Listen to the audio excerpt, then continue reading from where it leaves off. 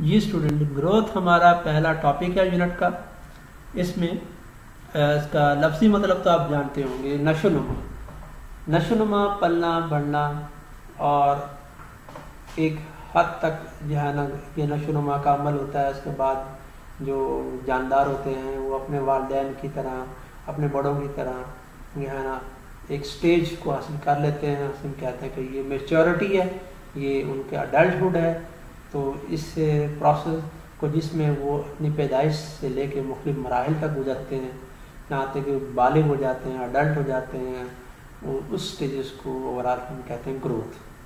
तो आपने अज़ीज़ तलबा देखा होगा कि एक बीज है जो कि बज़ाहिर एक छोटा सा बीज है, खुश्क बीज है, लेकिन जब उसको एक तैयार शुदा मिट्टी में बोया जाता है, जो है ना हल चलाकर या जनाब जो है ना हाथों के ज़रिए, खुरपी के ज़रिए उसको तैयार किया गया है, उसमें पानी दिया गया है, गीली मिट्टी है, वेट सॉइल है, रेडी है, ताकि उसमें बीज को जो है ना हम बो सकें, सो कर सकें।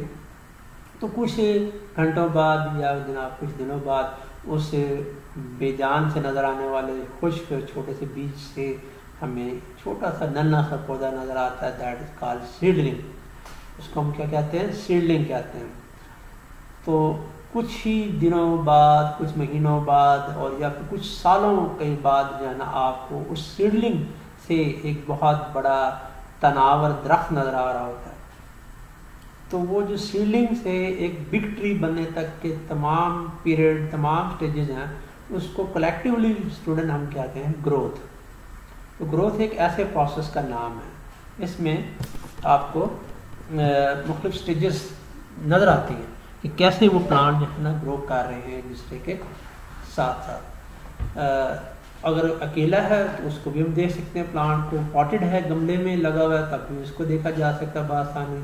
और अगर वो ज़मीन में आज़ादाना हालत में वो नशोनुमा पा रहा है तो उसको भी ऑब्जर्व करना हमारे लिए कोई मुश्किल नहीं होता। A plant grow best if it get the right amount of light, water, air, warmth and mineral।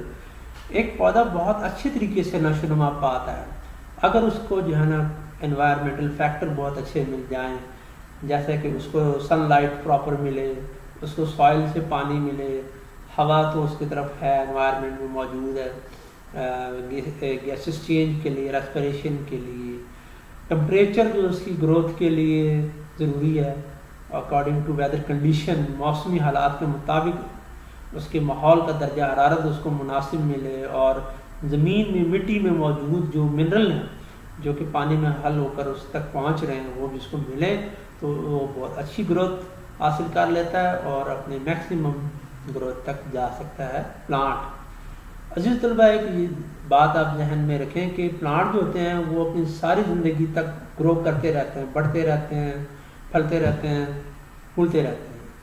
Animal में ये एक ख़ास स्टेज होती है ग्रोथ की, उसके बाद उनकी ग्रोथ रुक जाती है, जबकि प्लांट में ऐसा नहीं होता। अब हम एनिमल की अगर बात करें तो यंग वन ऑफ एनिमल जो है ना, जो बच्चे हैं जानवरों के, बर्ड्स के, मैमल्स के, आप देखें and other category of animal, उन बच्चों को जो है ना ग्रोथ के लिए क्या चाहिए? उनको खुराक चाहिए, पानी चाहिए, सांस लेने के लिए हवा चाहिए, मुनासिब दर्जा हरारत चाहिए और प्रोटेक्शन चाहिए। प्रोटेक्शन वेदर कंडीशन के लिए, कि वेदर जो है मौसमी हालात से बचाओ, और फिर जो उनके दुश्मन हैं, जो उनके प्रेडेटर हैं, उससे बचाव के लिए भी उनको प्रोटेक्शन चाहिए होती है। और ये प्रोटेक्शन ज़्यादातर पेरेंट की तरफ से उनको प्रोवाइड की जाती है कि उनके ऐसी जगहों पे रखा जाता है, बच्चों को ऐसी जगहों पे उनको पाला जाता है जहाँ वो जो है ना प्रेडेटर से भी महफूज रहते हैं और मौसमी हालात भी उन पर इतना ज़्यादा असर अंदाज नहीं होते।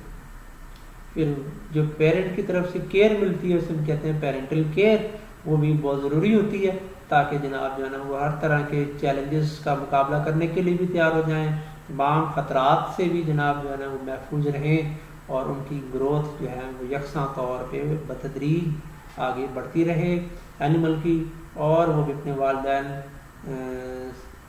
की तरह जो है ना एक फुली ग्रोन हो जाएं, अडल्ट हो जाएं, जो है ना बालिग हो जाएं और फिर उस तरह अपनी ज़िंदगी गुजारें। In the animal world many young one animal are different from their parent. जानवरों में अगर आप देखें तो बहुत से बच्चे जो हैं अपने वालिदैन से मुख्तलिफ भी होते हैं और कुछ सिमिलर भी होते हैं। ये फोटोग्राफ आप देख रहे हैं, 4 फोटोग्राफ हैं। पहले में आप लेफ्ट पे देखें कैटरपिलर है। ये जब ग्रो करता है तो ये बड़ी खूबसूरत इंसेक्ट में तब्दील हो जाता है। सॉरी, इस इंसेक्ट को हम कहते हैं लेडी बर्ड बीटल।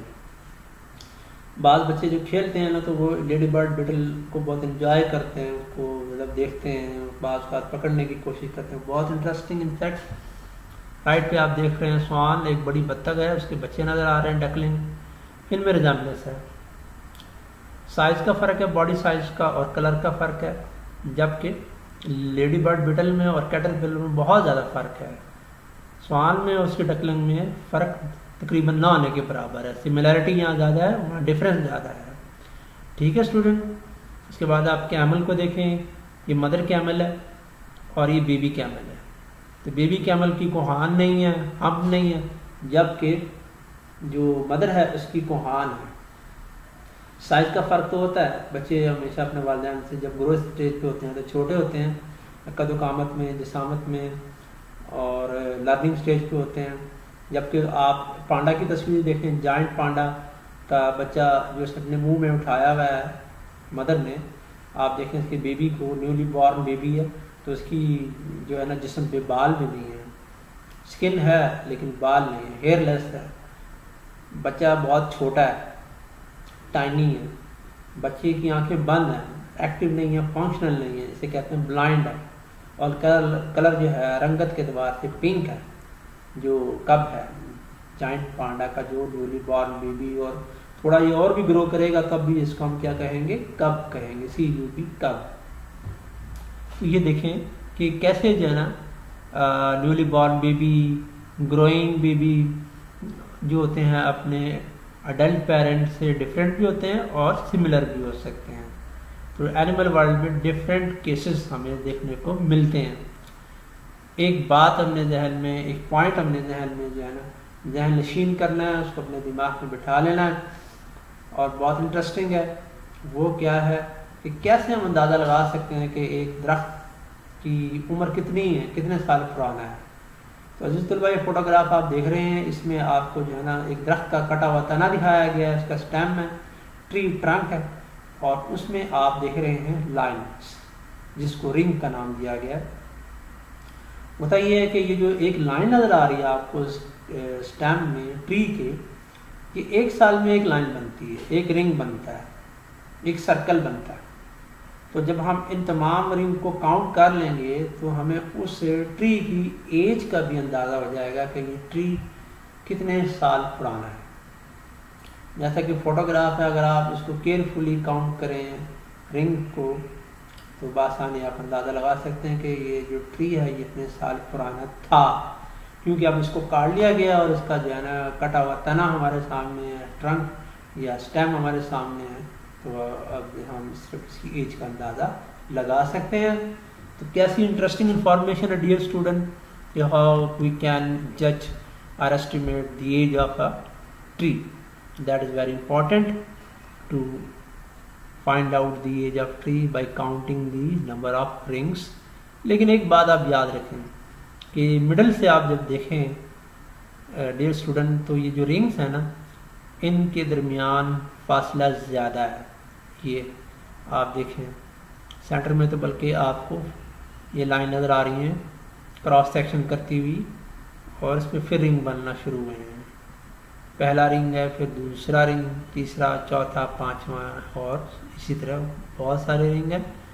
लेकिन शुरू के जो रिंग हैं उनमें डिस्टेंस ज़्यादा है, और बाद में जो आने वाले रिंग्स हैं उनमें फासला कम है, वो के नैरो हैं, तंग हैं। इससे भी एक चीज़ जाहिर होती है कि शुरू में जो ग्रोथ की स्टेजेस जो थी उसमें उस प्लांट को ज़्यादा वक्त लगा था, लेकिन बाद में फिर ये ग्रोथ रैपिड होती चली गई, तेज़ होती चली गई, और उस प्लांट में जो एक रिंग बनी वो रैपिडली बनी, तेज़ी के साथ बनती चली गई, और इसलिए उनके दरमियान फासला